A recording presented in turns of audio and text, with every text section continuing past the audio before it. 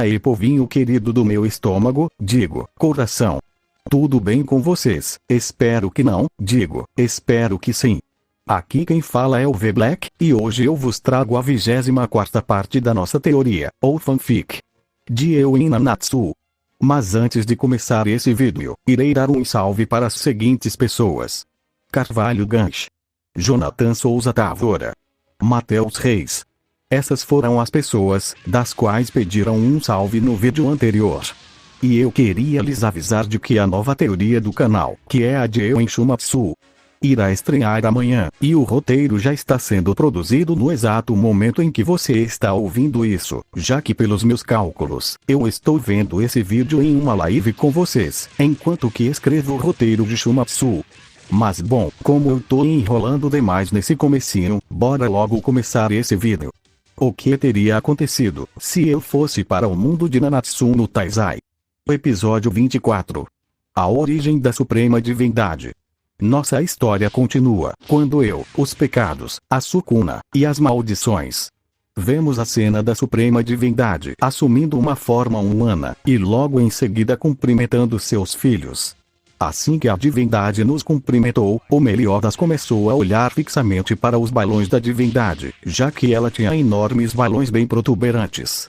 E quando a Elizabeth percebeu isso, ela colocou a cabeça do Meliodas entre seus enormes melões, e logo ficou encarando a divindade. Daí eu falo o seguinte, enquanto que olhava o estado em que a árvore divina havia ficado. Mamãe, o que você acabou de fazer com Ridan e a árvore divina? Daí a divindade fala. Não é óbvio. Eu absorvi todos os poderes do Ridan, e destruí aquela árvore velha. Então a Elizabeth diz. Mas mãe, por que você fez isso? E a divindade diz o seguinte. Isso não é da sua conta, minha filhinha tola. E quando eu já ia falar alguma coisa, eu sinto uma forte dor de cabeça, e sou teleportado para uma sala toda branca. Então eu digo. Mas o que? O que diabo está acontecendo? E foi aí que uma enorme figura apareceu na minha frente. Era o deus Jabiroca. Daí eu falo. Senhor Jabiroca, qual foi o motivo do senhor ter me trazido aqui? Então o deus Jabiroca faz uma mesa aparecer na minha frente, juntamente com 2 cadeiras e 2 pratos. Daí eu me sento em uma cadeira, e o deus Jabiroca se senta em outra. E logo uma linda mulher chega no local, e começa a colocar várias comidas na mesa, enquanto que eu só observava.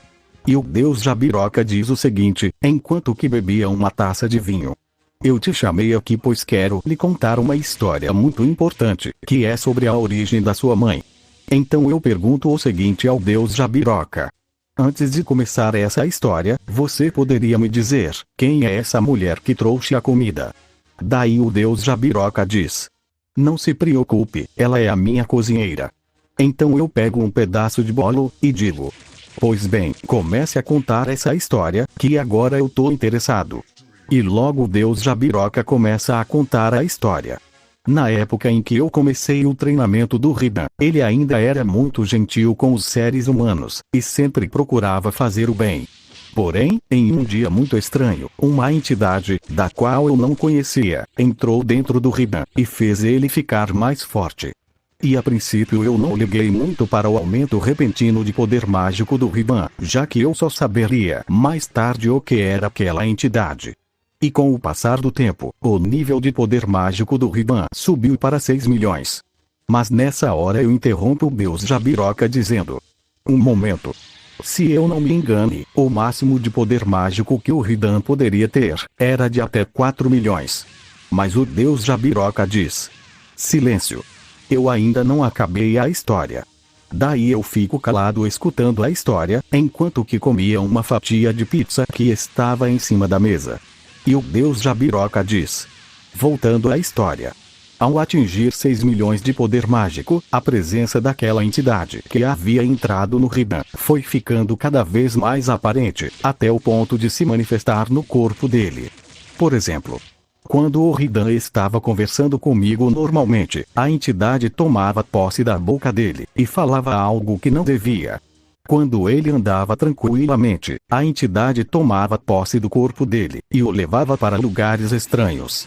E no pior dos casos, Quando o Ridan dormia, às vezes a entidade controlava completamente o corpo do Ridan, e saía por aí fazendo coisas bizarras. Daí eu pergunto: o quão bizarras eram essas coisas? E o deus Jabiroca diz: bom, para começar, a entidade fazia com que o Ridan bebesse sangue, comesse grama, matasse pessoas inocentes, e lutasse contra qualquer um dormindo. E quando eu percebi que aquela entidade não tinha boas intenções, eu a removi do corpo do Ridan, e em seguida a selei em uma estátua, que tinha a aparência de uma mulher de vestido branco. E após eu remover a entidade de dentro do Ridan, o nível de poder dele caiu para 4 milhões. Só que havia algo que eu não tinha percebido na época. O nível máximo de poder mágico do Ridan era de 3.800.000. Ou seja, ainda restou uma pequena parte daquela entidade no Ridan. E com o passar do tempo, a personalidade do Ridan mudou drasticamente, ao ponto dele querer que tudo fosse perfeito. E daí por diante ele começou a fazer experimentos nas pessoas, no intuito de melhorar a humanidade. Então eu decidi intervir na situação, criando mais 2 entidades fortes o suficientes para derrotar o Ridan, antes que ele acabasse destruindo o mundo com suas experiências. Porém, eu não tinha poder mágico o suficiente para criar 2 seres. Por isso eu criei apenas o Rei Demônio, enquanto que pensava em uma maneira de criar outro ser tão forte quanto o Rei Demônio. E foi aí que eu olhei para aquela estátua, da qual eu havia selado aquela entidade. Então eu usei os meus poderes para mudar a mentalidade da entidade, ao ponto de fazer ela pensar da mesma forma que o Rei Demônio. E na época em que eu criei o Rei Demônio, ele tinha uma personalidade boa e adorável, muito diferente do Rei Demônio que você conheceu. E após mudar a mentalidade da entidade, eu a retirei da estátua, e moldei ela com o seguinte formato: uma mulher gigantesca feita de luz, com 10 pares de asas brilhantes, e um vestido branco com detalhes em dourado. Só que tinha um porém. O rosto daquela entidade era completamente deformado, e com toda a certeza, aquele era o ser mais medonho de todo o universo. Daí eu usei os meus poderes para colocar uma maldição nela. Que era a seguinte: o rosto daquela entidade iria brilhar eternamente, até o dia em que ela morrer. E após criar esses 2 seres, eles foram batalhar contra o Ridan. Mas o Ridan ainda era mais forte que os 2. E foi aí que aquela entidade convenceu o Rei Demônio a se fundir com ela, para criar um novo ser que fosse mais forte que o Ridan. Daí o Rei Demônio concordou com a entidade, e os 2 se fundiram em um só, gerando uma criatura tão poderosa, que a sua presença podia ser sentida de uma distância enorme. E essa criatura tinha cerca de 5 milhões de poder mágico. Daí a criatura lutou contra o Ridan, e o derrotou. E após a derrota de Ridan, eu o transformei em uma estátua de pedra, e o mandei para o purgatório. Mas assim que a estátua do Ridan foi para o purgatório, aquela entidade aproveitou que estava fundida com o Rei Demônio, para roubar dele os 200.000 de poder que lhe faltava. E assim, ela teve forças o suficiente para recuperar as suas memórias originais. Porém ela não demonstrou nenhuma mudança física aparente, e se manteve obediente a mim. E após alguns anos, ela começou a manipular a mente do Rei Demônio, até o ponto do Rei Demônio ficar com a personalidade que você conheceu. E após alguns anos, essa entidade se denominou de a Suprema Divindade. Já que ela é, e sempre foi muito egocêntrica, e se achava a entidade mais poderosa. E com o passar de mais alguns anos, ela criou o clã das deusas. E o Rei Demônio criou o clã dos demônios. Mas aí eu pergunto: por acaso eu tenho alguma coisa a ver com essa história? E o deus Jabiroca diz: sim. Você foi como um plano fracassado da Suprema Divindade. O motivo pelo qual ela quis te criar era para gerar um ser que tivesse o poder de ambos os clãs, e futuramente ter esse ser como o seu aliado mais fiel.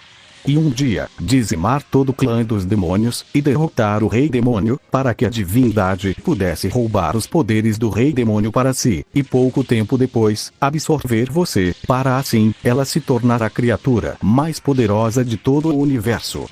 Mas como eu já estava meio desconfiado da Suprema Divindade, eu fiquei te observando durante toda a sua infância, até o dia em que a Sukuna foi selada em você. E no dia em que o rei demônio e a divindade disseram para você escolher qual dos clãs você iria apoiar, eu sussurrei no seu ouvido para você não escolher nenhum dos dois. E logo eu interrompo a história dizendo: então foi você que fez aquela voz no meu ouvido naquele dia. Valeu por isso, pode continuar a história, vovô. Voltando à história. E depois disso você já sabe o que aconteceu. O rei demônio e a divindade descobriram que você acobertava o relacionamento proibido entre os filhos deles, que por sinal eram seus irmãos, e logo você teve que lutar contra os dois. E naquele dia, você ganhou deles por muito pouco, sendo que eu tive que te dar uma forcinha, fazendo os seus níveis de poder mágico aumentarem bastante, às custas da sua memória. E por sinal, como as suas memórias foram perdidas, eu implantei algumas memórias extras em você. Ou seja, todas as vezes que eu me encontrei com você em sonhos, eram apenas algumas memórias que eu havia implantado em você após a sua luta contra o rei demônio e a divindade. Sendo que eu a selei, e o selo das memórias iria ser aberto aos poucos. Voltando à história. Após o selamento do clã dos demônios e das maldições, o espírito do rei demônio ficou preso no purgatório, sendo que ele só poderia se manifestar no mundo humano a cada 1000 anos. Já no caso da Suprema Divindade, ela ficou selada dentro da árvore gigante na floresta do Rei das Fadas. E a cada 1000 anos, ela manifestava o seu espírito de uma maneira bem peculiar. Toda vez que ela se manifestava, uma alta quantidade de pétalas caía da árvore, e essas pétalas curavam as pessoas doentes, sendo que toda vez que as pétalas terminavam de cair, algumas fadas nasciam sobre as raízes da árvore. E a Suprema Divindade sempre observava tudo de dentro daquela árvore, e ficava aguardando pacientemente até o dia em que ela pudesse escapar de seu selo. E por isso aquela árvore na floresta do Rei das Fadas é chamada de Árvore Divina, pois ela guardava o espírito de uma divindade. E quando você e os pecados deram uma surra no Ridan, e o lançaram para bem perto da árvore divina, com o corpo bem enfraquecido, a Suprema Divindade aproveitou a chance e usou os seus poderes para puxar o Ridan para dentro da árvore. E assim, ela absorveu todo o poder mágico do Ridan, até o ponto de deixar ele totalmente deformado. E no dia seguinte, o Ridan usou suas últimas forças para escapar de dentro da árvore divina. Mas ao fazer isso, já era tarde demais.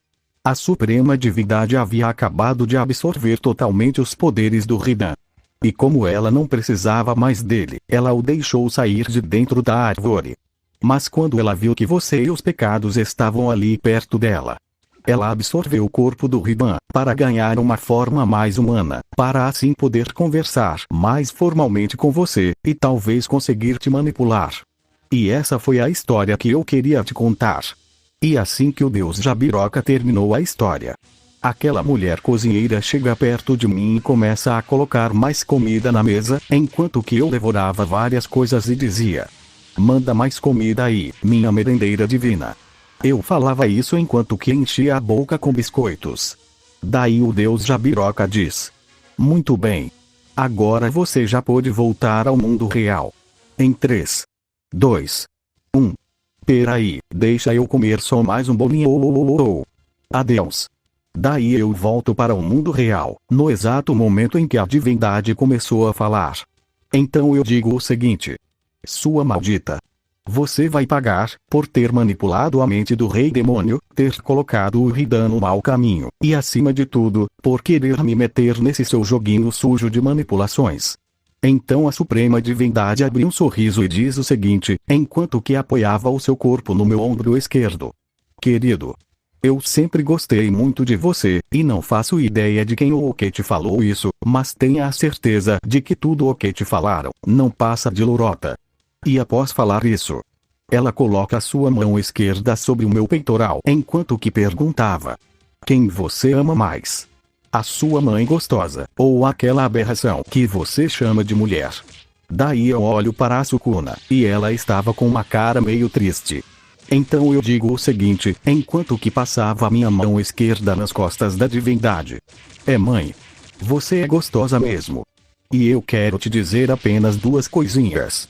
Para sua informação, eu já sou casado. E eu não curto incesto entre mãe e filha. Essa parte eu falei gritando. E ao falar isso, eu dou um soco ultra forte com a minha mão direita no bucho dela, fazendo ela sair voando, enquanto que cuspia muito sangue e batia com as costas no que havia sobrado da árvore divina. Assim, a árvore divina é completamente destruída, e os pedaços da árvore caíram sobre o corpo da divindade. Então eu dou um abraço e um beijo na Sukuna enquanto dizia: eu nunca te trocaria por aquela piranha safada, meu amor. Daí o Meliodas diz: olha, tudo isso é muito lindo e tals, mas a gente tem uma vagabunda pra derrotar, então corta logo esse clima romântico, e bora partir pra ação. E logo nós todos fomos na direção dos pedaços da árvore, e do meio daquela bagunça, saiu a Suprema Divindade. E ela estava me encarando com olhares que diziam: eu vou te matar, seu maldito. Daí a divindade faz aparecer 10 pares de asas em suas costas, e vem pra cima da gente voando em uma alta velocidade. E logo nós fomos todos na direção da divindade. E quando a luta já ia começar, o Deus Jabiroca diz que o vídeo vai ficando por aqui. Espero que tenha gostado dessa parte, e até o próximo vídeo, se o Deus Jabiroca quiser. Amém.